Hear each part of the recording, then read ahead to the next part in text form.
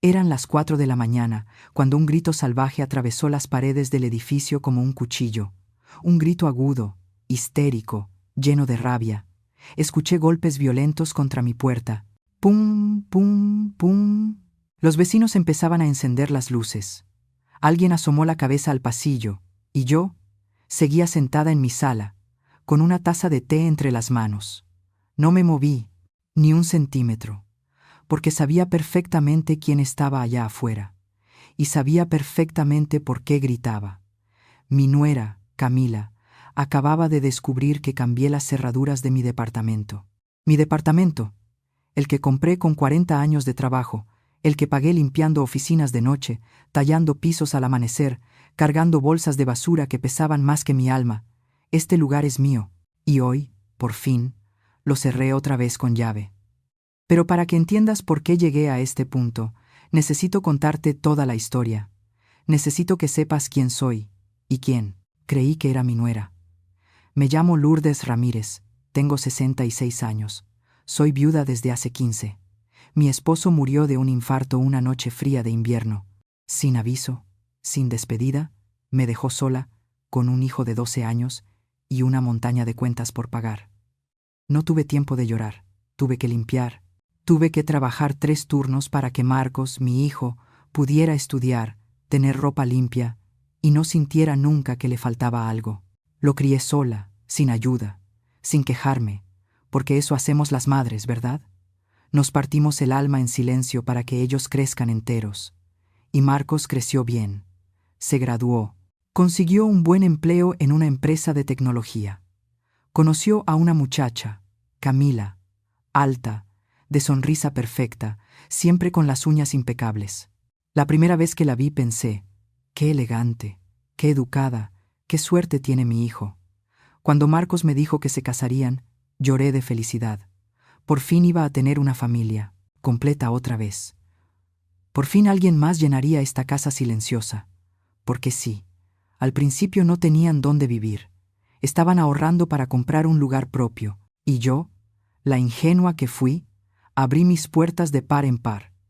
Les dije que se quedaran el tiempo que necesitaran, que mi casa era su casa. Marcos me abrazó, Camila sonrió, y yo creí estar haciendo lo correcto. Creí que una madre siempre debía ayudar a sus hijos. Siempre. Los primeros meses fueron buenos. Camila cocinaba a veces. Me preguntaba cómo había estado mi día. Me llamaba mamá con tanto cariño.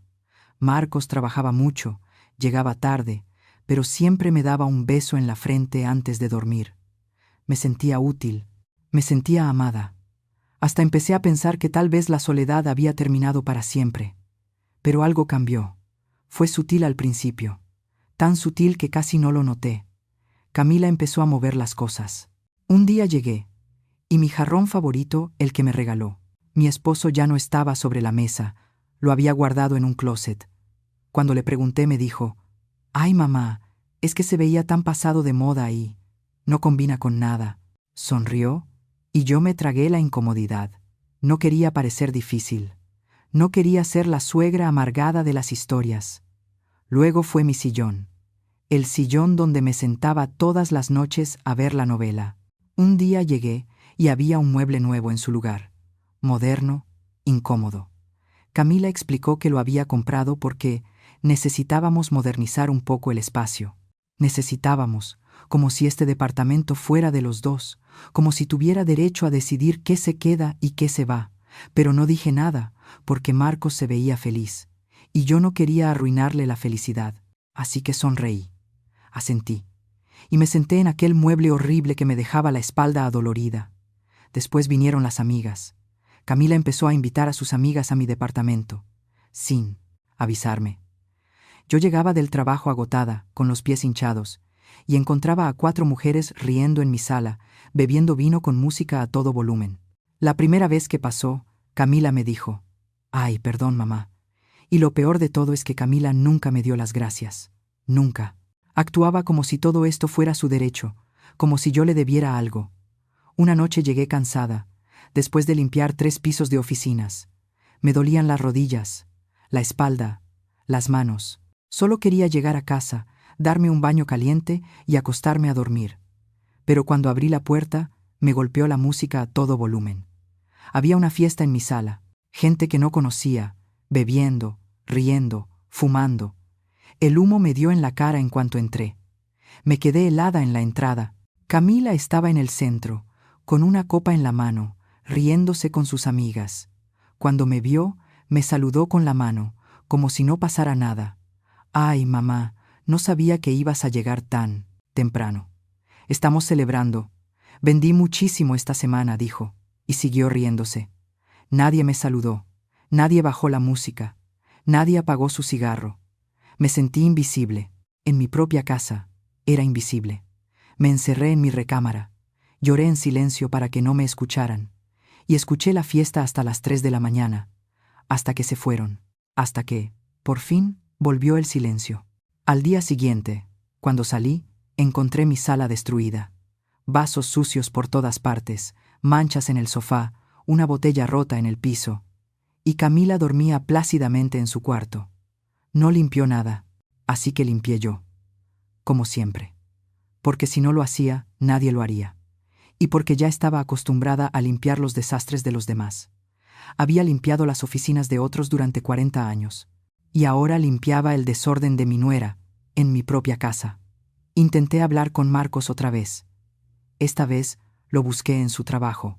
Fui hasta su oficina. Necesitaba que me escuchara sin que Camila estuviera presente. Le conté todo. Le dije que ya no podía más, que necesitaba mi espacio, que me sentía aplastada en mi propia casa. Me escuchó, pero cuando terminé de hablar, suspiró profundamente y me dijo: «Mamá, sé que es difícil, pero estamos ahorrando dinero. Solo necesitamos unos meses más. Por favor, ten paciencia». Unos meses más. Ya llevaban 1 año y medio viviendo conmigo, y cada día era peor. Pero asentí, porque era mi hijo, porque lo amaba, porque no quería perderlo. Así que tragué mi dolor una vez más y regresé a casa en silencio. Pero entonces pasó algo que me heló la sangre. Una tarde, regresaba del mercado con las bolsas pesadas. Subí las escaleras despacio porque el elevador estaba descompuesto, y cuando llegué a mi piso, escuché voces dentro de mi departamento. Voces que no reconocía.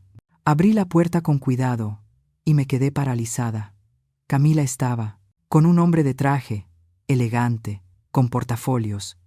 Caminaban por mi sala como si estuvieran en una exhibición. El hombre tomaba notas, miraba las paredes, medía con la vista. Y entonces escuché las palabras que me rompieron el alma. «Este departamento tiene buen tamaño, excelente ubicación. Podría venderse fácilmente en unos 120,000 pesos, quizá más». Camila asintió, sonrió y dijo: «Perfecto. Mire, mi suegra ya está grande. Pronto va a necesitar mudarse a un lugar con más cuidados, y nosotros necesitamos nuestro propio espacio. Mi suegra ya está grande, como si fuera una carga. Como si yo fuera un problema que había que resolver. Como si mi vida, mi hogar, mi refugio, fueran algo de lo que había que deshacerse». Solté las bolsas. El ruido hizo que los dos se volvieran. Camila se puso pálida por un segundo. Solo un segundo. Luego recuperó su sonrisa falsa y dijo: «Ay, mamá, qué susto me diste. Este es el señor Duarte, agente inmobiliario.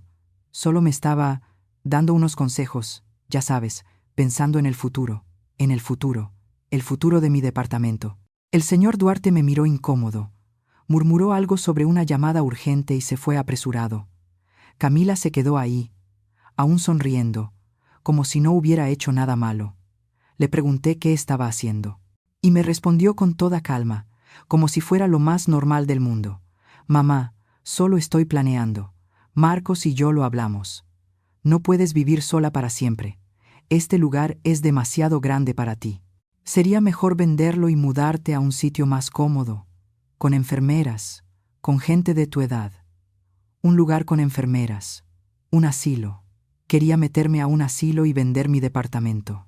El mismo que compré con mi sudor, con las manos partidas de tanto limpiar, con las noches sin dormir trabajando turnos dobles. Y ella quería quitármelo. Quería echarme de mi propia casa y quedarse con todo. Le dije que se fuera. Le grité que saliera de mi departamento inmediatamente.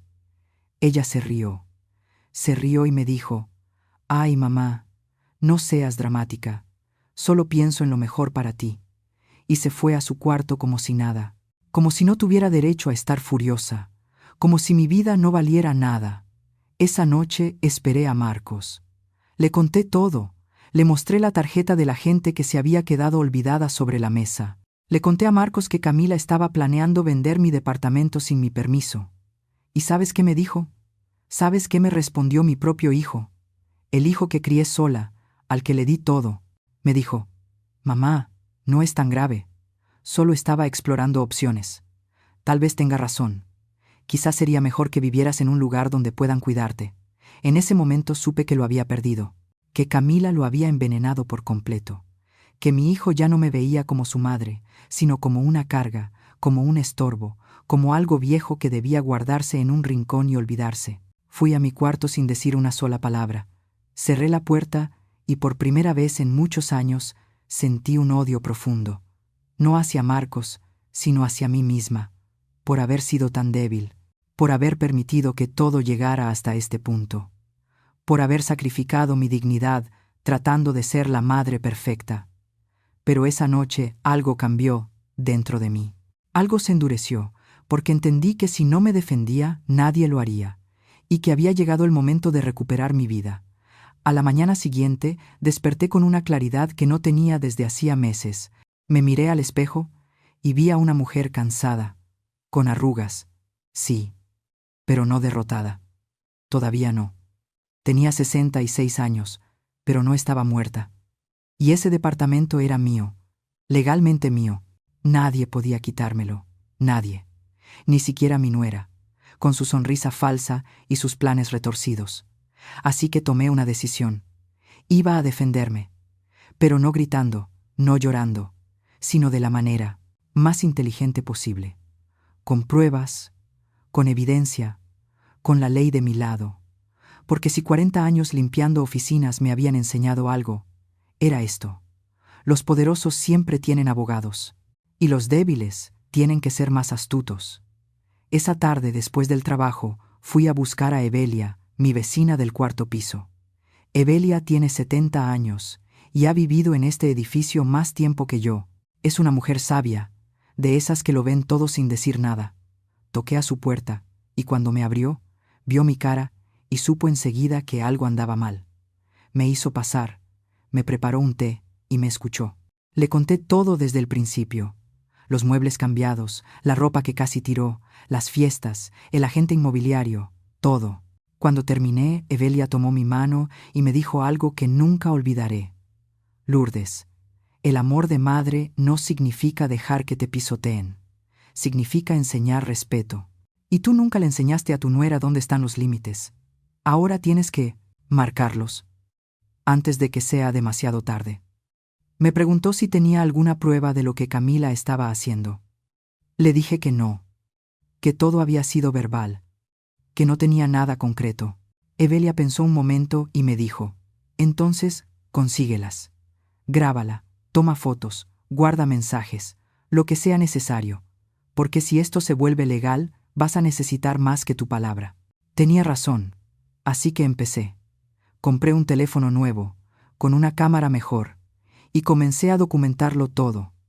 Cada caja que llegaba, cada fiesta, cada cosa que Camila movía o cambiaba sin mi permiso. Y lo más importante, empecé a grabar las conversaciones. No todas, solo las importantes, las que mostraban sus verdaderas intenciones. No tuve que esperar mucho. Una semana después, Camila volvió a invitar a sus amigas. Yo estaba en mi cuarto, pero dejé la puerta entreabierta y grabé. Las escuché hablar, reír, y entonces una de ellas le preguntó: ¿y para cuándo se portare? ¿Van a mudar ustedes? Camila soltó esa risa que ya conocía tan bien, y respondió: ¿para qué? Este lugar ya es nuestro. Bueno, todavía está a nombre de la vieja, pero estoy trabajando en eso. Marcos casi la convence de firmar un poder notarial. En cuanto lo tengamos, podremos hacer lo que queramos. Vender, rentar, lo que sea. Y ella podrá irse a un asilo. Después de todo, ya no sirve para nada, más que para limpiar. Mi corazón se detuvo un segundo. Un poder notarial. Querían que firmara un poder notarial. Eso significaba que podrían tomar decisiones legales por mí. Vender mi departamento, manejar mi dinero, todo, sin que yo pudiera hacer nada. Y Marcos estaba en el plan.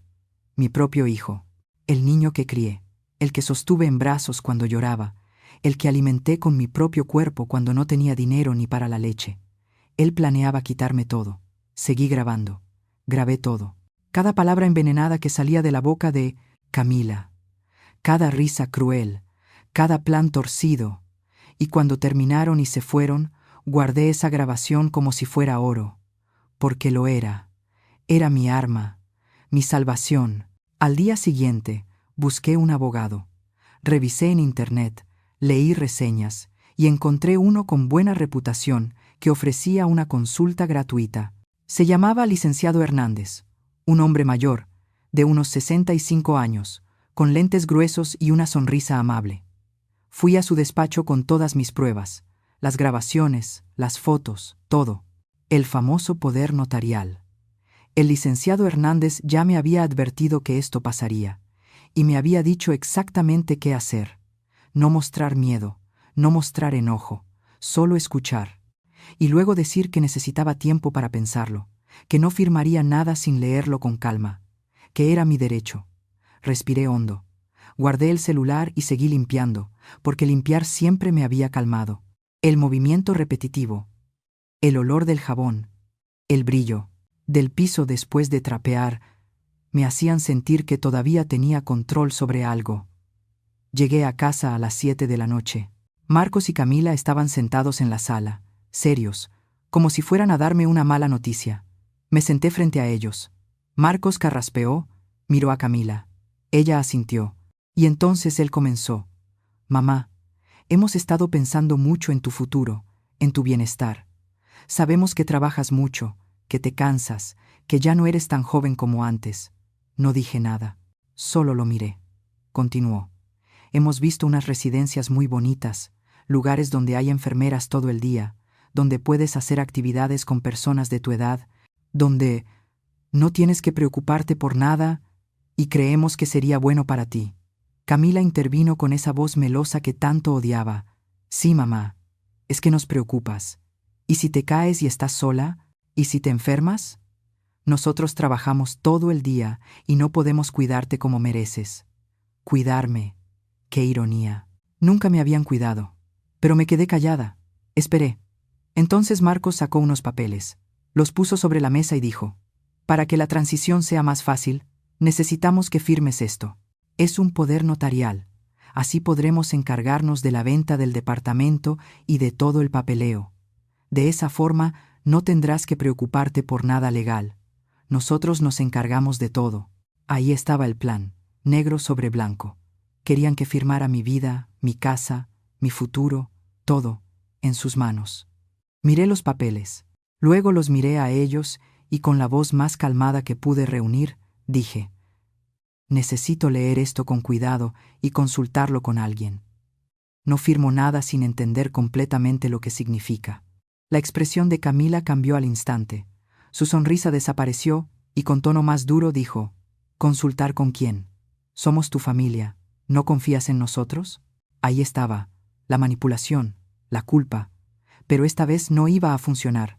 Respiré, hondo, y le respondí: no es cuestión de confianza, es cuestión de responsabilidad.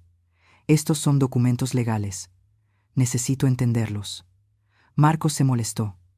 Vi cómo apretaba la mandíbula. Mamá, no lo hagas difícil. Es solo un papel para ayudarte. ¿Ayudarme o quitarme todo? No lo dije. Solo repetí: necesito tiempo. Una semana para leerlo bien. Camila se levantó de golpe, tomó los papeles con rabia y dijo: eres increíble. Te ofrecemos ayuda y nos tratas como si fuéramos criminales. Eres tan desagradecida. Y se fue a su cuarto dando un portazo. Marcos me miró con decepción. No dijo nada. Solo negó con la cabeza y fue tras ella. Me quedé sola en la sala, temblando, pero también sintiendo algo extraño. Orgullo. Porque no cedí, porque no firmé, porque dije no. Y ese era un poder que había olvidado que tenía. Esa noche escuché a Camila gritar desde su cuarto. No entendí todo lo que decía, pero oí palabras como terca, vieja, estúpida. Escuché a Marcos, tratando de calmarla. Y entonces oí algo que me rompió el corazón. Camila gritó: «Si no firma, tendremos que sacarla de otra forma. No podemos seguir esperando, este departamento vale mucho dinero y no voy a perderlo por culpa de tu madre». Y Marcos no dijo nada. No la detuvo, no me defendió. Solo hubo silencio. Y ese silencio me dijo todo lo que necesitaba saber. Mi hijo ya no estaba de mi lado. Tal vez nunca lo había estado. Tal vez siempre había estado del lado de su comodidad. A la mañana siguiente, llamé al licenciado Hernández. Le conté todo lo que había pasado. Me dijo que había hecho exactamente lo correcto, que nunca debía firmar nada y que ahora teníamos que acelerar el plan. Me preguntó si estaba lista para dar el siguiente paso: cambiar las cerraduras, recuperar mi espacio, desalojarlos legalmente de mi departamento. Le dije que sí, que estaba lista, que ya no podía vivir así, que prefería estar sola a sentirme invadida en mi propia casa. Me dijo que él conseguiría a un cerrajero de confianza, que lo haríamos un día en que Marcos y Camila no estuvieran, que sería rápido y legal, y que él estaría conmigo para cualquier cosa. Elegimos el día, un viernes. Marcos tenía una conferencia de trabajo que duraría todo el día. Camila había mencionado que iría a visitar a su madre por la tarde. Sería el momento perfecto. El licenciado coordinó todo. El cerrajero llegaría a las 2 de la tarde. Yo llamaría al trabajo para decir que estaba enferma. Y para las 4 en punto, mi departamento tendría cerraduras nuevas. Nadie podría entrar sin mi permiso. Nadie. La idea me llenaba de terror, pero también de una libertad que no había sentido en años.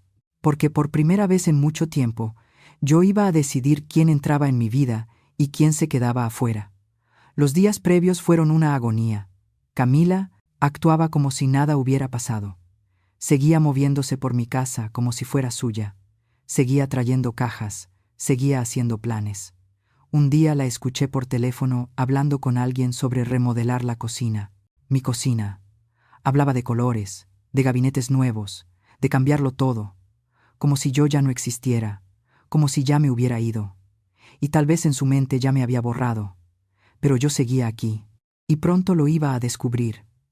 De la peor manera. La noche del jueves casi no dormí.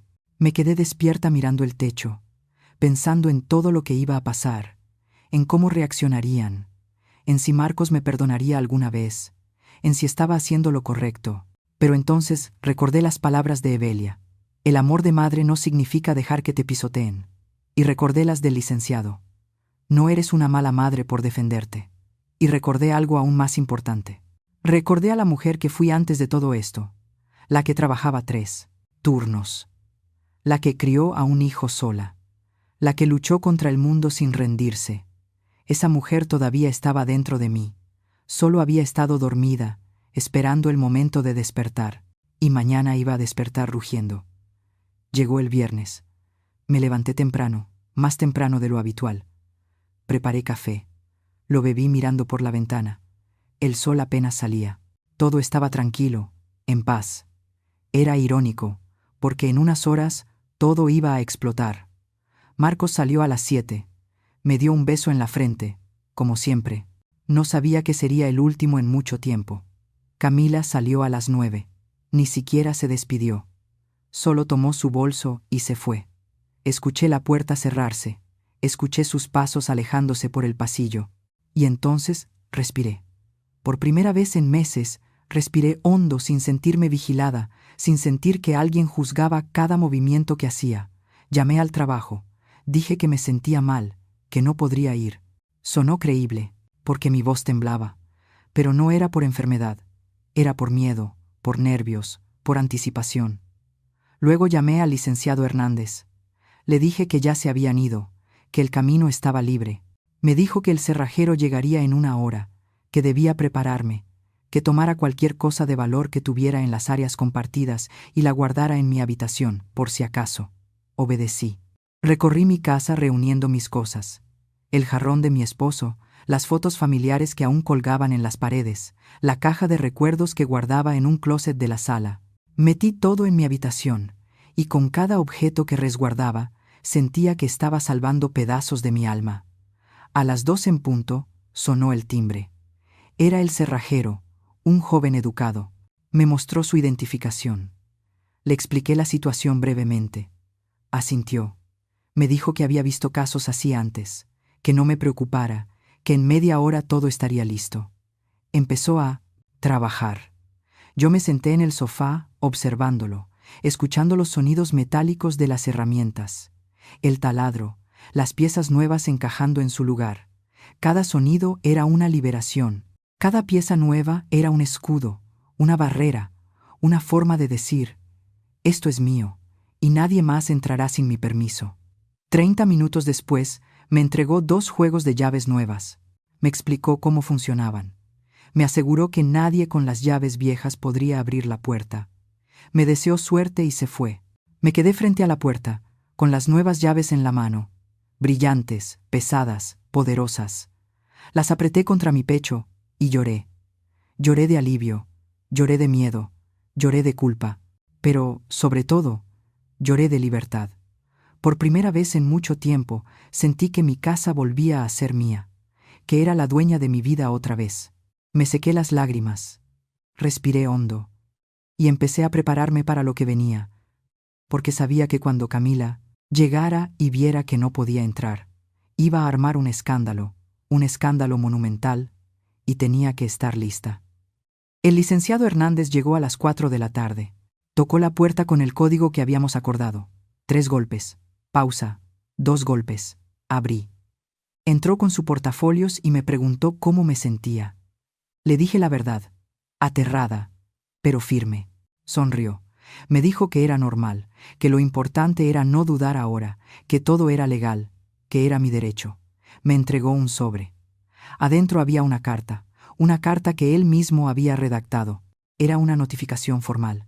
Decía que Marcos y Camila tenían 30 días para desalojar el departamento, que cualquier intento de entrar sin mi permiso sería considerado allanamiento de morada, que podía llamar a la policía si era necesario. Me explicó que cuando ellos llegaran y no pudieran entrar, debía entregarles esa carta por debajo de la puerta, sin abrir, sin discutir, solo la carta y silencio. Me advirtió que seguramente intentarían manipularme, que gritarían, que llorarían, que Marcos me diría cosas que me dolerían, que Camila me llamaría monstruo, pero que no debía abrir esa puerta, que no debía ceder, que si lo hacía, todo habría sido en vano. Me hizo prometerle que no abriría, y se lo prometí, aunque el corazón ya se me rompía de solo imaginar la cara de Marcos cuando descubriera que no podía entrar. El licenciado se quedó conmigo hasta las 6. Tomamos té. Hablamos de cosas sin importancia. Creo que lo hacía para distraerme, para calmar mis nervios. Y funcionó un poco. A las 6 se fue. Me volvió a dar su número personal. Me dijo que lo llamara si pasaba cualquier cosa, y se fue. Me quedé sola. Sola con mis llaves nuevas. Sola con mi decisión. Sola con mi miedo. Las horas pasaron lentamente. Tan lentamente. Me senté en la sala, ahora silenciosa, sin cajas, sin extraños, sin música a todo volumen, solo yo y el silencio. Un silencio hermoso, un silencio cuyo sonido ya había olvidado. Encendí la televisión, puse las noticias, pero no las veía.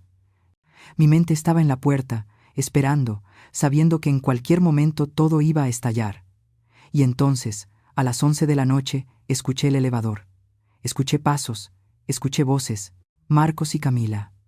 Estaban llegando. El corazón me empezó a latir tan fuerte que pensé que se me iba a salir del pecho. Escuché cómo se acercaban. Escuché la llave entrar en la chapa. Y luego escuché el sonido que cambiaría todo. El sonido de una llave que no funciona, que gira, pero no abre, que se atasca, que no encaja. Silencio. Luego escuché la voz de Camila. ¿Qué pasa? ¿Por qué no abre? Marcos intentó otra vez. Nada. Intentó una vez más. Y otra. Y entonces lo oí decir, confundido, preocupado. No sirve. La llave no sirve. Camila probó con su llave. Nada tampoco. Y ahí empezó todo. Primero fue confusión. luego pánico, y finalmente, furia. Camila comenzó a golpear la puerta. «Mamá, abre la puerta. La llave no sirve. Ábrenos». No me moví. Seguí sentada en mi sofá, con el sobre entre las manos, respirando. Solo respirando. Los golpes se hicieron más fuertes, más desesperados. «Lourdes, abre esta puerta ahora mismo.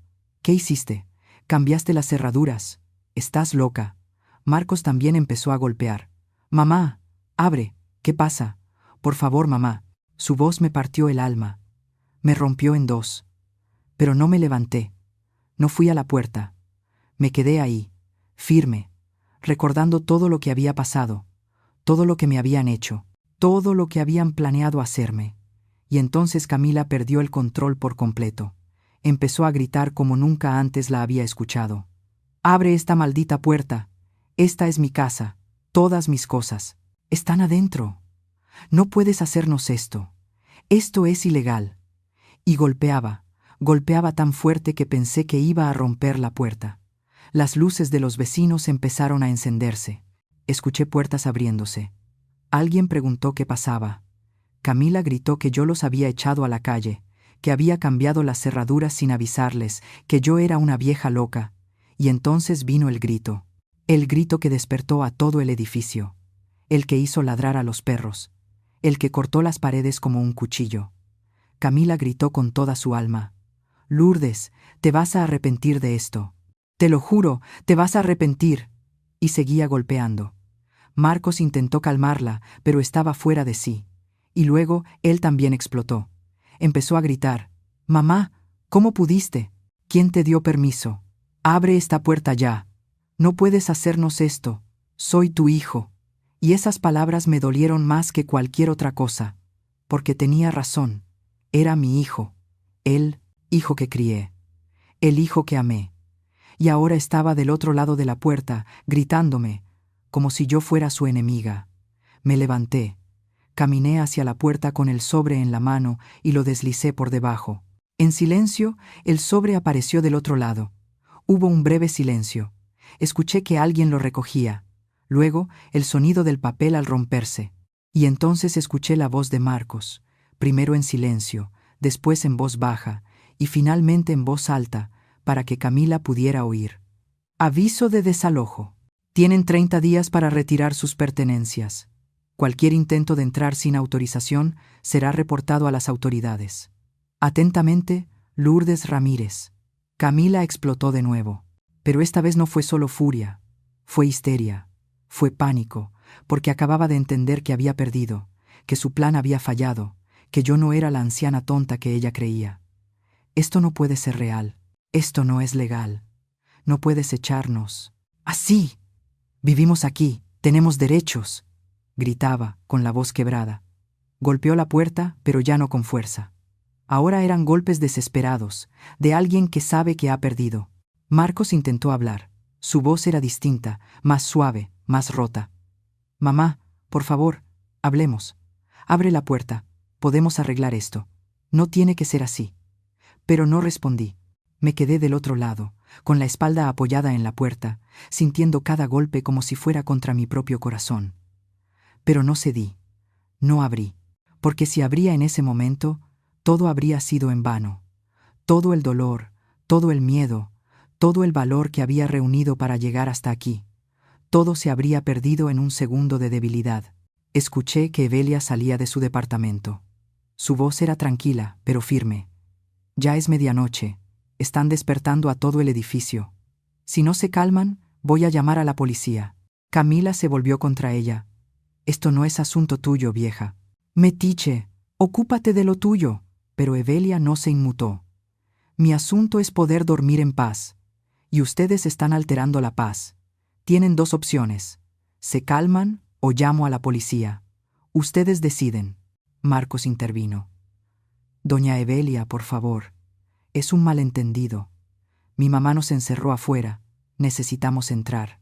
Evelia lo miró y con una voz que nunca le había escuchado, le dijo: «Marcos, conozco a tu madre desde que se mudó a este edificio.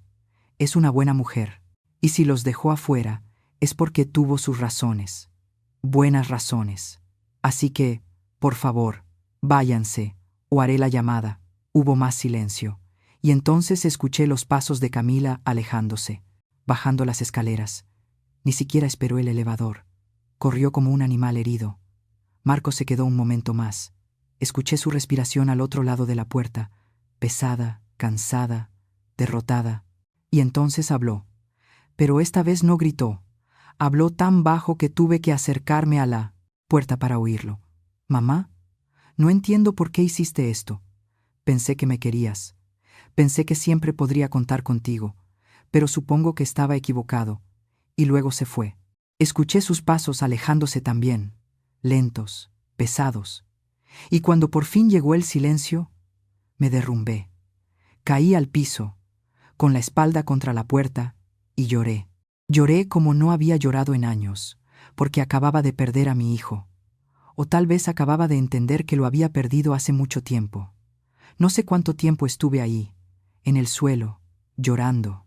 Pero en algún momento escuché unos golpecitos suaves en la puerta. El código de Evelia. 3 golpes. Pausa. 2 golpes. Me levanté. Me limpié la cara. Abrí. Entró sin decir una palabra. Me abrazó. Y volví a llorar, pero esta vez en los brazos de alguien que me entendía, alguien que sabía lo difícil que había sido todo esto. Nos sentamos en el sofá. Evelia me preparó té, como siempre hacía, y cuando por fin pude hablar, le pregunté, ¿hice lo correcto? Ella tomó mi mano, me miró a los ojos y me dijo, Lourdes, hiciste lo único que podías hacer, defenderte, y eso nunca está mal, nunca. Me contó que había escuchado todo, que los demás vecinos también, que todos sabían lo que Camila había estado haciendo, que la habían visto entrar y salir con cajas, con gente extraña, que habían oído las fiestas, los gritos, que todos lo sabían, pero que nadie sabía cómo ayudarme, y que ahora todos estaban de mi lado, que si necesitaba testigos para cualquier asunto legal, ella sería la primera en declarar. Esas palabras me dieron una fuerza que no sabía que necesitaba, porque entendí que no estaba sola, que había personas que me veían, que me apoyaban, que comprendían mi dolor. Evelia se quedó conmigo hasta las 2 de la mañana, y cuando se fue, me sentí un poco menos rota, un poco menos sola. Fui a la cama, pero no pude dormir. Me quedé despierta mirando el techo, pensando en Marcos, en su cara cuando era niño, en cómo me abrazaba cuando tenía miedo, en cómo solía decirme que era la mejor mamá del mundo. ¿Dónde había quedado ese niño? ¿Cuándo se había convertido en el hombre que me gritaba desde el otro lado de la puerta? ¿Cuándo había dejado de verme como su madre para empezar a verme como un estorbo? No tenía respuestas, solo preguntas y dolor, mucho dolor. Pero también tenía algo más. Tenía mi casa de vuelta, tenía mi paz, tenía mi dignidad, y por ahora eso tenía que bastar. Los días siguientes fueron extraños. La casa estaba en silencio, un silencio absoluto. No había música, ni gritos, ni cajas, ni gente extraña. Solo yo. Y al principio, ese silencio me asustaba, porque lo había deseado tanto, que cuando por fin lo tuve, no supe qué hacer con él. Me sentaba en la sala y solo escuchaba el refrigerador, los autos en la calle, los pájaros por la mañana, sonidos simples, sonidos que había olvidado que existían. Y poco a poco empecé a sanar, a recuperarme, a recordar cómo era vivir sin miedo, sin ansiedad, sin esa sensación constante de estar invadida. Pero Marcos no se rindió. Empezó a llamarme 10 veces al día, luego 20. No contesté. Después comenzaron los mensajes. Al principio eran furiosos. Mamá, esto es ridículo. Abre la puerta. Tenemos que hablar. No puedes hacernos esto. Voy a conseguir un abogado. Pero no respondí. El licenciado Hernández me había dicho que no lo hiciera, que toda comunicación debía ser por escrito y a través de él, para protegerme, para tener todo documentado. Entonces los mensajes cambiaron. Se volvieron más suaves, más manipuladores. Mamá, te extraño. No entiendo qué hice mal. Siempre te he querido. ¿Por qué me haces esto? Y esos mensajes dolían más, porque tocaban la herida más profunda, la culpa. Esa culpa de madre que nunca desaparece. Esa voz que te dice que tal vez tú eres la mala, que quizá exageraste, que deberías perdonar. Pero entonces lo recordaba. Recordaba a Camila con el agente inmobiliario. Recordaba los planes para meterme en un asilo. Recordaba el poder notarial que querían que firmara. Recordaba cada humillación, cada falta de respeto, cada momento en que me sentí invisible en mi propia casa. Y la culpa se desvanecía. Porque lo que hice no fue crueldad, fue supervivencia, fue amor propio, fue justicia. Una tarde, mientras limpiaba la casa, encontré algo debajo del sofá. Un juguete, un carrito pequeño, de cuando Marcos era niño. Lo recogí, lo limpié y me senté con él entre las manos. Recordé cuando se lo regalé. Tenía 5 años, estaba tan feliz. Jugó con ese carrito durante años. Y ahora estaba ahí, olvidado, bajo el sofá, como nuestra relación. Olvidada, enterrada, rota. Volví a llorar, pero esta vez fue distinto. No lloré por lo que hice, lloré por lo que perdí. Porque la verdad es que no perdí a mi hijo cuando cambié las cerraduras. Lo perdí mucho antes. Lo perdí cuando dejó de escucharme, cuando eligió a Camila por encima de mí en cada discusión, cuando dejó de verme como una persona con sentimientos y empezó a verme como alguien de quien podía aprovecharse. Cambiar las cerraduras solo hizo visible una pérdida que ya había ocurrido hace mucho, y aceptar eso fue lo más doloroso de todo. Guardé el carrito.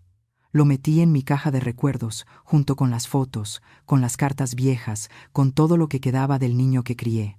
Porque el hombre en el que se convirtió ya no era mío, y tal vez nunca lo fue del todo. Pasó una semana. Los mensajes de Marcos se hicieron menos frecuentes, las llamadas también. Y un día, simplemente se detuvieron. Silencio total. Y no sé si eso me dio alivio o me rompió más, porque significaba que se había rendido, que había elegido a Camila, que había elegido el resentimiento, y que yo tendría que aprender a vivir con esa elección.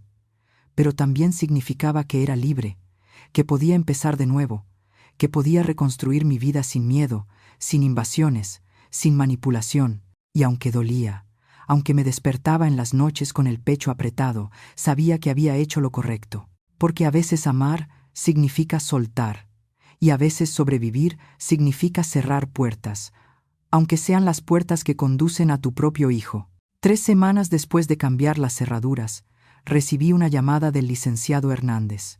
Me dijo que Marcos había contactado a un abogado, que estaban intentando probar que yo no tenía derecho a echarlos, que habían vivido allí más de 1 año, y que eso les daba derechos como inquilinos. El corazón se me aceleró. Le pregunté si podían ganar. El licenciado soltó una risa suave, segura. Me dijo que no, que nunca pagaron renta, que no había contrato, que vivían allí por mi buena voluntad, y esa buena voluntad había terminado, que cualquier juez estaría de mi lado, especialmente con las pruebas que teníamos, las grabaciones, las fotos, los testimonios. Me dijo que no me preocupara, que él se encargaría de todo y que probablemente recibiría una carta del abogado de Marcos en unos días, que no respondiera, que se la enviara directamente. Y así lo hice. La carta llegó 4 días después. Era larga, llena de palabras legales que apenas entendía. Pero el mensaje era claro. Marcos me acusaba de abandono emocional, de crueldad, de haberlos echado a la calle sin justificación. Decía que me había cuidado durante años, que me había apoyado, que yo estaba actuando de manera irracional por mi edad avanzada, que probablemente necesitaba ayuda psiquiátrica. Cada palabra era un cuchillo, porque mi propio hijo estaba usando mi edad como arma. Le estaba diciendo a un juez que yo era senil, que no sabía lo que hacía, que necesitaba que alguien más tomara decisiones por mí. Era exactamente lo que Camila había planeado desde el principio. Y ahora, Marcos lo estaba ejecutando. Tomé la carta y la envié al licenciado Hernández. El licenciado Hernández leyó la carta y me llamó 2 horas después. Estaba molesto, se le notaba en la voz.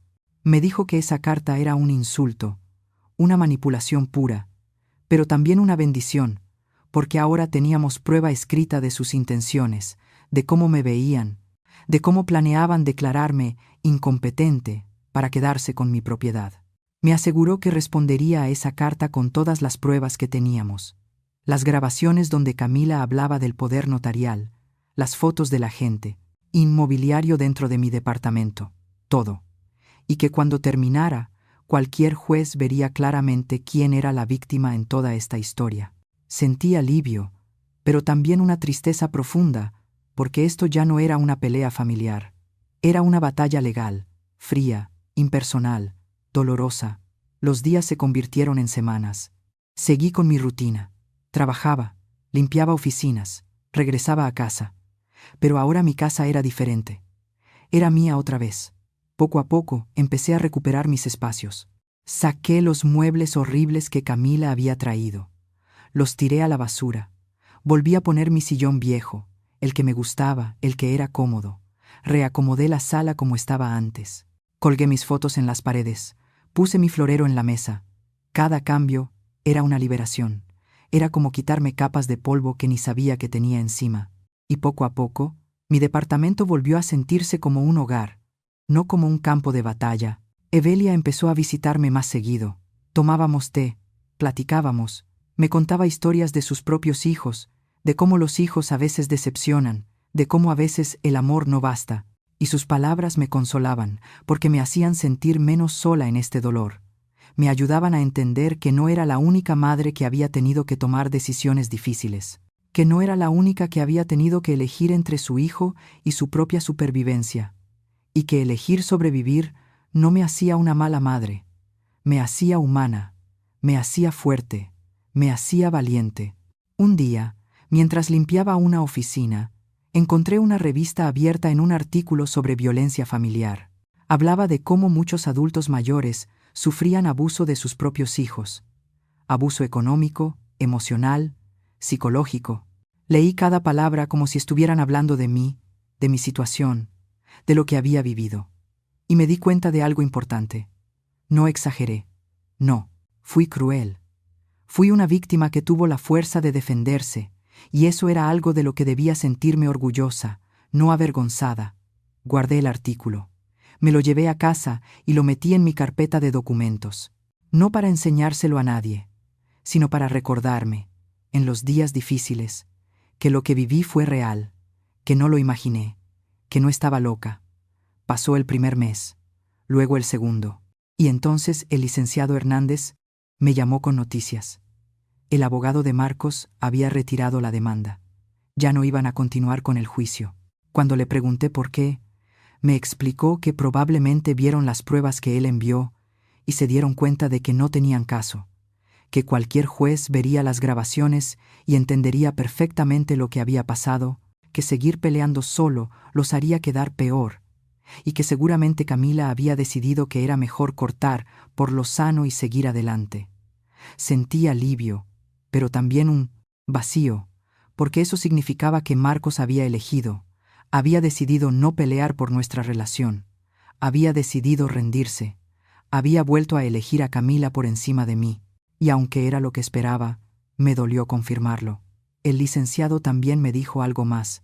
Durante el proceso legal, había investigado un poco más y descubrió que Camila tenía antecedentes, que ya había hecho algo similar con su familia anterior, con su primera pareja.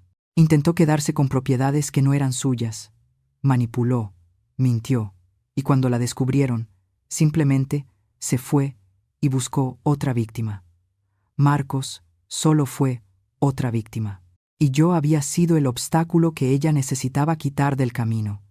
Escuchar eso me llenó de sentimientos encontrados.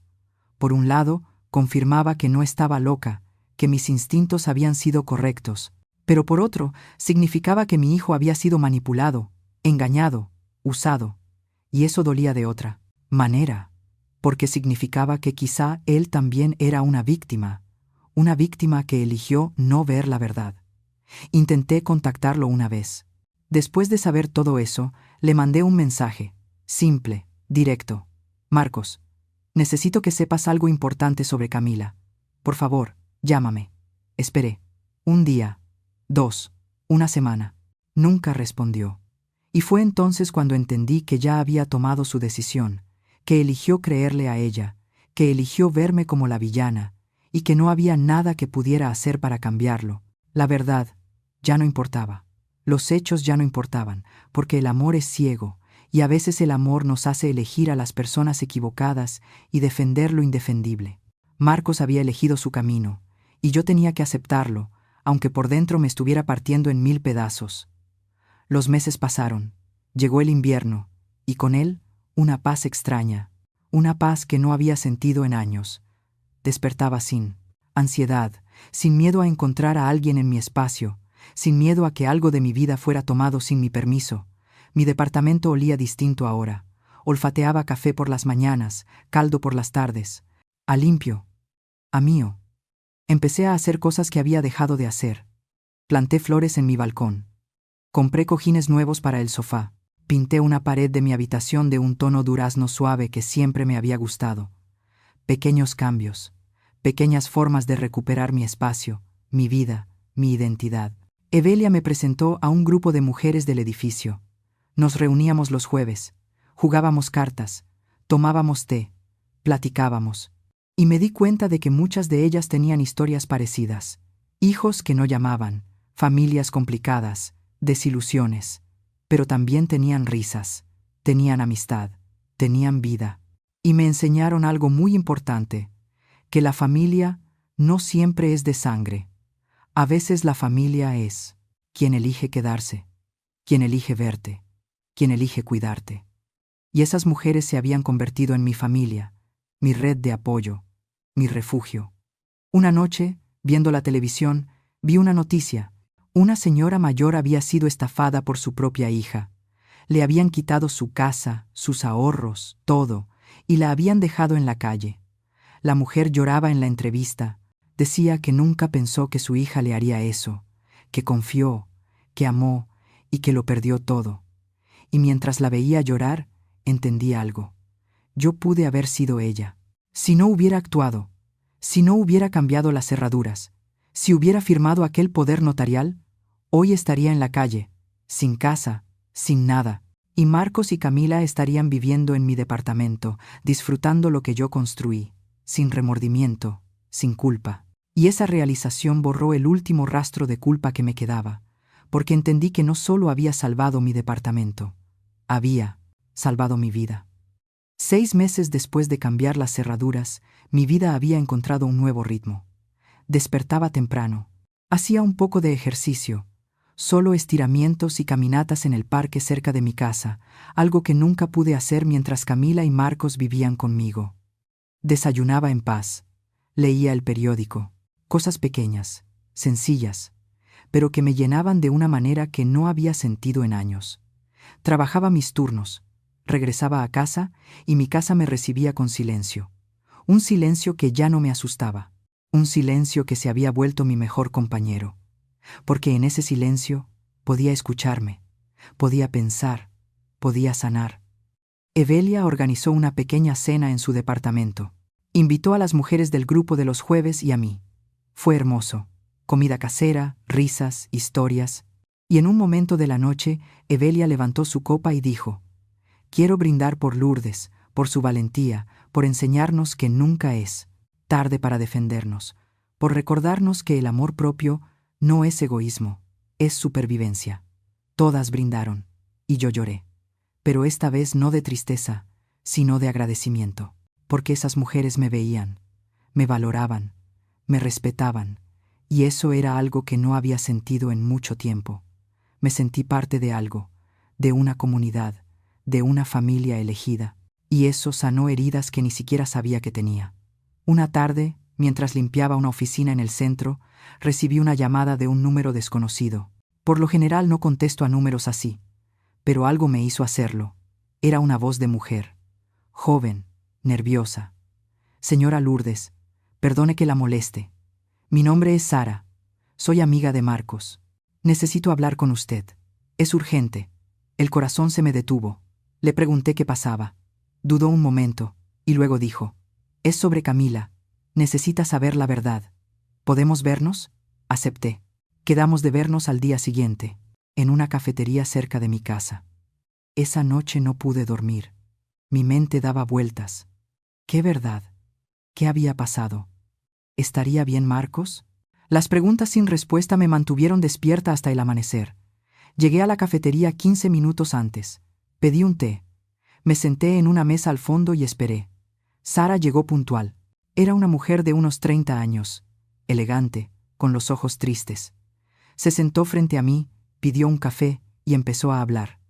Me contó que conocía a Marcos del trabajo, que habían sido amigos durante años, que conocía a Camila desde el principio y que nunca le había gustado, que siempre le vio algo falso, algo calculador, pero que nunca dijo nada porque no era su lugar. Me dijo que después de que Marcos y Camila se fueron de mi departamento, las cosas empeoraron, que rentaron un lugar pequeño, que Marcos trabajaba doble turno para pagar la renta, que Camila seguía con su negocio, pero gastaba todo en ropa y lujos, que peleaban constantemente. Sara me miró a los ojos y me dijo: «Señora Lourdes, Camila le fue infiel a Marcos varias veces, y cuando él se enteró, ella lo convenció de que era su culpa, que no la atendía, que trabajaba demasiado. Marcos la perdonó, porque está atrapado, porque ella lo manipula, igual que lo hizo con usted». Sentí un dolor profundo en el pecho, por mi hijo, por lo que estaba viviendo. Pero Sara no había terminado. Ella continuó: «Y hace 2 semanas, Marcos me llamó llorando. Me dijo que Camila se había ido, que lo dejó, que se llevó todo lo de valor que tenía, sus ahorros, su computadora, su ropa cara, todo. Y desapareció. Marcos está destruido, está solo, y apenas empieza a darse cuenta de todo, de cómo ella lo usó, de cómo los usó a los dos». Le pregunté por qué me estaba contando eso. Suspiró y me dijo: «Porque Marcos no va a llamarla. Tiene demasiado orgullo, demasiada vergüenza, pero necesita a su madre. Está roto, y sé que usted también está herida, pero pensé que debía saberlo, que debía tener la opción de decidir qué hacer con esta información». Le di las gracias. Le dije que necesitaba tiempo para procesarlo. Asintió, me dio su número y se fue. Me quedé sentada en esa cafetería 1 hora más, con el té frío entre las manos, mirando por la ventana, procesando, sintiendo, tratando de entender qué hacer con todo eso. Una parte de mí quería salir corriendo, encontrar a Marcos, abrazarlo, decirle que todo iba a estar bien. Pero otra parte, la parte que aún estaba sanando, me dijo que esperara, que esto no era mi responsabilidad, que Marcos tenía que aprender esa lección solo. Esa noche hablé con Evelia. Le conté todo. Escuchó sin interrumpirme. Y cuando terminé, me dijo algo que nunca olvidaré: «Lourdes, el hecho de que Camila lo haya dejado no borra lo que Marcos te hizo. No borra los gritos. No borra la carta de su abogado. No borra que eligió creerle a ella en lugar de a ti. Puedes tener compasión por su dolor, pero no tienes que rescatarlo. Él es un adulto, y las consecuencias de sus decisiones son suyas, no tuyas». Tenía razón, y aunque dolía, aunque mi corazón de madre quería correr y salvarlo, mi cabeza sabía que no podía, que no debía, porque si lo hacía, le estaría enseñando que podía tratarme mal y que yo siempre estaría ahí. Y esa no era la lección que quería darle. Pasaron 2 semanas, y entonces recibí un mensaje de Marcos. Era la primera vez que me escribía en meses. El mensaje decía: «Mamá, sé que no tengo derecho a pedirte nada. Sé que te lastimé, pero necesito hablar contigo, por favor». Mi primer instinto fue responder de inmediato, pero me detuve. Respiré hondo y llamé al licenciado Hernández. Le pregunté qué debía hacer. Me dijo: «Señora Lourdes, puede hablar con él si quiere, pero ponga límites. Reúnase en un lugar público, no en su departamento, y no prometa nada. Solo escuche. Vea si hay arrepentimiento real o solo necesidad». Seguí su consejo. Le respondí a Marcos. Le dije que podíamos vernos en una cafetería. Al día siguiente, a las 3 de la tarde, aceptó. Llegué a la cafetería nerviosa. No había visto a Marcos en 6 meses. No sabía cómo iba a reaccionar, cómo me iba a sentir. Me senté y esperé. Llegó 10 minutos tarde. Y cuando lo vi, se me fue el aliento. Se veía terrible. Había bajado de peso, tenía ojeras profundas, la ropa arrugada. Parecía cansado, roto. Se sentó frente a mí. No dijo nada por un momento, solo me miró. Y entonces vi algo en sus ojos, algo que no veía desde hacía mucho. Culpa, remordimiento, dolor. Empezó a hablar, con la voz quebrada. Mamá, ni siquiera sé por dónde empezar. He sido un idiota, un hijo horrible. Te traté mal, te acusé de cosas terribles, y todo porque estaba ciego, porque no quería ver la verdad sobre Camila. Siguió hablando. Me contó todo, cómo Camila lo había manipulado, cómo lo convenció de que yo era el problema, cómo le mintió en tantas cosas, cómo lo usó y cómo finalmente lo dejó sin nada. Lloró. Mi hijo, ya adulto, lloró frente a mí como lo hacía cuando era niño. Y mi corazón se rompió, pero no me moví. No lo abracé, no lo consolé, porque necesitaba escuchar más. Necesitaba saber si realmente entendía lo que me había hecho o si solo buscaba consuelo porque Camila lo había dejado. Le pregunté directamente, Marcos, si Camila no te hubiera dejado, ¿estarías aquí ahora? ¿Te habrías dado cuenta de algo? Guardó silencio. Pensó. Y luego, con una honestidad brutal, dijo, probablemente no. Y eso me mata por dentro, porque significa que tuve que perderlo todo para darme cuenta de lo que tenía, de lo que te hice. Esa honestidad me dolió, pero también me dio esperanza, porque significaba que estaba siendo real, que no intentaba manipularme, que de verdad estaba enfrentando sus errores. Le pregunté qué esperaba de mí, qué quería. Respiró hondo y dijo, no espero que me perdones, no espero que me aceptes de nuevo. Solo necesitaba decirte, lo siento, que tenías razón en todo, que debía haberte escuchado, que debía haberte defendido, y que perder tu confianza es el precio más alto que he pagado en mi vida. Más alto que perder a Camila. Más que perder el dinero, perderte a ti fue lo peor. Y fue mi culpa. Sus palabras me llegaron hasta lo más profundo, porque eran las palabras que había necesitado escuchar. No excusas, no justificaciones, solo responsabilidad, solo verdad. Le dije que agradecía su honestidad, que agradecía su disculpa, pero que no podía simplemente olvidar todo lo que había pasado, que necesitaba tiempo, que necesitaba ver acciones, no solo palabras, que tenía que reconstruir la confianza rota y que eso no sucedería de la noche a la mañana. Él asintió. Me dijo que lo entendía, que no pediría más de lo que yo estuviera dispuesta a dar, que respetaría mi ritmo y que si algún día lograba perdonarlo, sería un regalo que él no merecía. Nos quedamos en silencio un momento y luego le pregunté, ¿estás bien? ¿Tienes dónde vivir? Asintió. Me dijo que estaba rentando un cuartito, que trabajaba duro para recuperarse, que iba a terapia, que intentaba entender cómo había llegado tan lejos, cómo había perdido tanto de sí mismo. Nos despedimos ahí, en la cafetería. No hubo abrazos, no hubo promesas, solo un entendimiento silencioso de que eso era apenas el comienzo. El comienzo de algo nuevo, o tal vez el final definitivo. No lo sabía, y estaba bien no saberlo. Regresé a casa con sentimientos encontrados.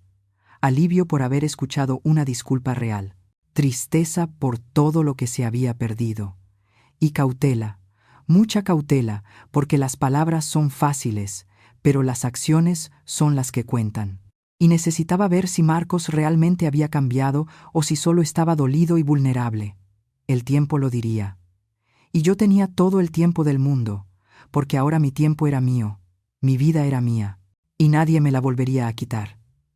Las semanas pasaron. Marcos me mandaba mensajes de vez en cuando, nunca pidiendo nada, solo compartiendo cómo estaba, que había terminado un proyecto en el trabajo, que había ido al parque donde jugaba de niño, que estaba leyendo un libro que yo le había recomendado años atrás. Mensajes pequeños, ventanitas a su vida. Yo le respondía con amabilidad, pero con distancia, porque todavía estaba protegiendo mi paz. Todavía estaba sanando, y no iba a apresurar ese proceso por nadie, ni siquiera por mi propio hijo. Un día Evelia me preguntó si iba a perdonarlo.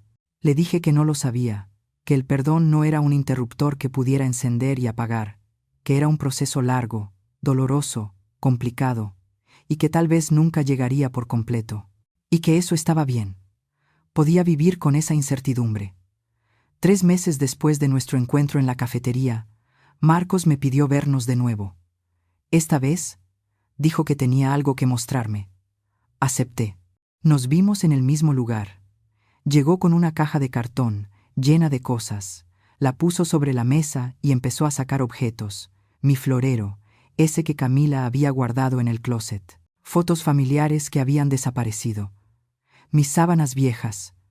La cobija que me había regalado mi esposo. Cosas que pensé que había perdido para siempre. Le pregunté cómo las tenía. Me explicó que cuando Camila se fue, dejó varias cajas. Cajas con cosas que se había llevado de mi departamento sin mi permiso. Cosas que pensaba vender o tirar. Marcos las había guardado. Las había limpiado. Las había protegido. Y ahora me las devolvía. No es suficiente para compensar todo, me dijo. Pero quería que recuperaras lo que siempre fue tuyo. Tomé el florero entre mis manos. Lo limpié con la manga y las lágrimas empezaron a caer, porque no era solo un florero. Era un pedazo de mi esposo. Un pedazo de mi historia. Un pedazo de mí que creí perdido.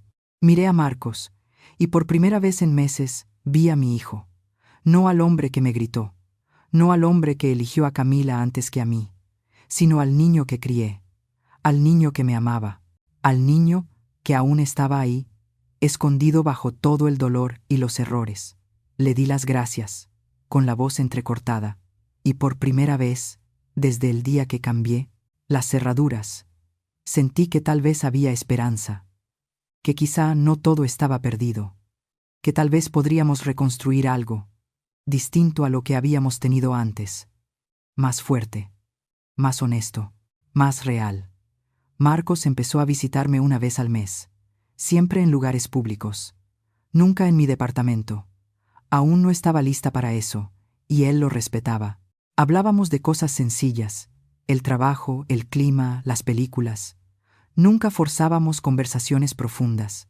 Dejábamos que la relación se reconstruyera sola, despacio, como una planta que fue arrancada de raíz y ahora trataba de crecer de nuevo. Era frágil, era delicado, pero era real, y eso bastaba por ahora. Evelia me dijo que estaba orgullosa de mí, que estaba manejando todo con sabiduría, que no me rendía demasiado rápido, pero tampoco cerraba la puerta por completo, que estaba encontrando equilibrio, y tenía razón. Estaba aprendiendo algo nuevo, que el amor de madre no significa sacrificarlo todo.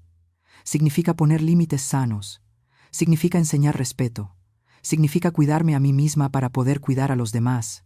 1 año después de cambiar las cerraduras, sucedió algo extraordinario.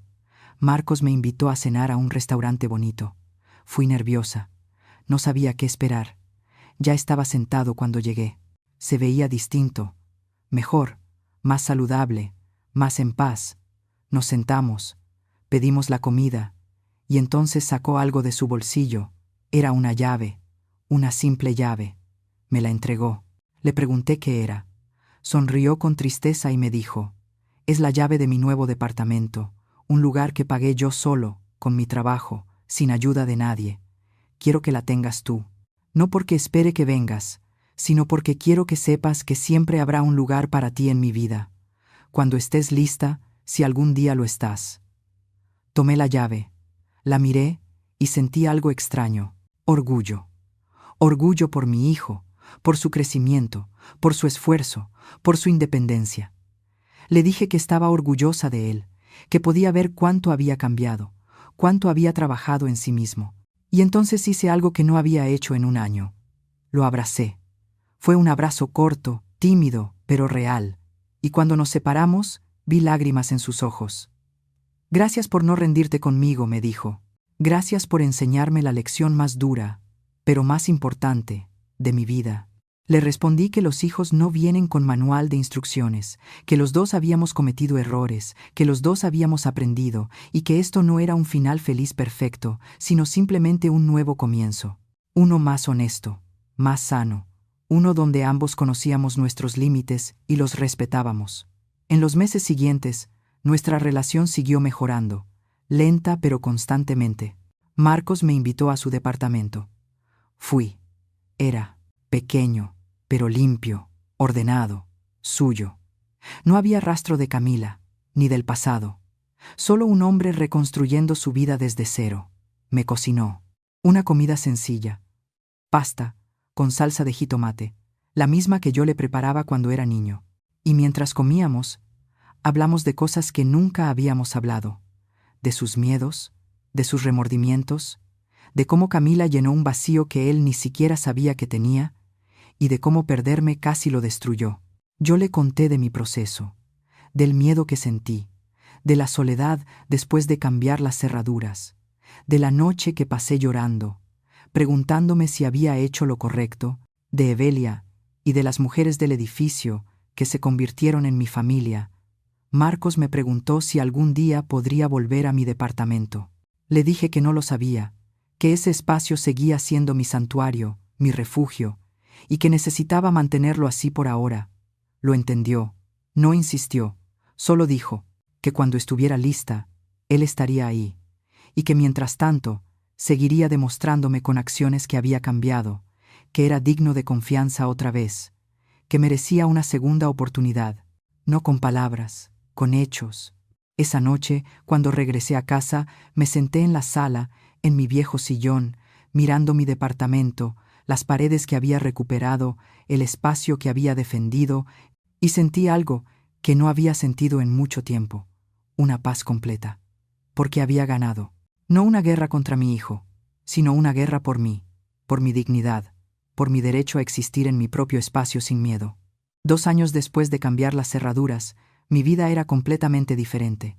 Seguía trabajando, pero menos horas. Había ahorrado lo suficiente para reducir mis turnos. Pasaba más tiempo con Evelia y con las mujeres del edificio. Había adoptado un gato viejo que nadie quería del albergue. Se llamaba Chispa, y se sentaba conmigo todas las noches en el sofá. Marcos y yo nos veíamos cada 2 semanas, a veces en restaurantes, a veces en su departamento, y finalmente, un día, yo lo invité al mío. Fue extraño tenerlo ahí otra vez, pero esta vez fue diferente. Esta vez era mi invitado, no alguien que vivía ahí, no alguien que tomaba decisiones sobre mi espacio, solo un invitado que respetaba mis reglas, que valoraba estar ahí, que entendía el privilegio de cruzar esa puerta. Tomamos café, platicamos. Él miró las fotos en la pared, las mismas que Camila había quitado y que ahora estaban de nuevo en su lugar. Me preguntó por el gato. Le conté cómo lo había encontrado, y en un momento de la tarde, cuando la luz del sol entraba por la ventana, me di cuenta de algo. Había perdonado. No por completo. Quizá nunca por completo, pero lo suficiente. Lo suficiente para tener una relación. Lo suficiente para tener paz. Lo suficiente para seguir adelante. El perdón no había sido un momento. Había sido 2 años de pequeños pasos, de límites respetados, de acciones que demostraban cambio. Y ahora podía, al fin, respirar en la misma habitación que mi hijo sin sentir rencor. Cuando Marcos se fue esa tarde, me quedé de pie frente a mi puerta, la puerta con las nuevas cerraduras, las cerraduras que lo cambiaron todo. Pensé en la mujer que era hace 2 años, asustada, invadida, perdida en su propia casa. Y la comparé con la mujer que soy ahora, fuerte, independiente, dueña de su vida. Y sonreí, porque entendí que proteger tu paz no es egoísmo, es supervivencia. Y cambiar las cerraduras fue solo el comienzo de recuperar mi vida.